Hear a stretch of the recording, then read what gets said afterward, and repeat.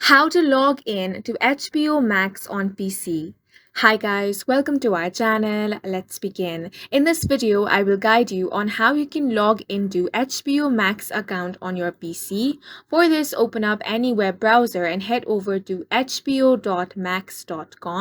Once you land on this website, if you do not have an account, click on the sign up now option. Then you want to pick your plan and then create your new account. If you already have your account and you simply want to log in, click on the option of sign in. Once you click on this option, it will take you to another page. On this page, you have this login portal.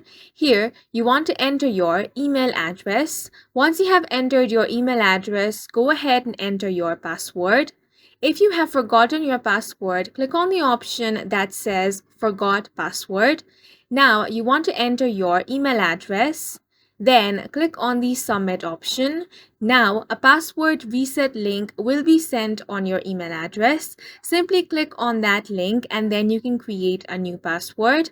After you have reset your password, you can enter your new password. Then click on the Sign In option. If all of your details are correct, you will be successfully logged into your HBO Max on your PC.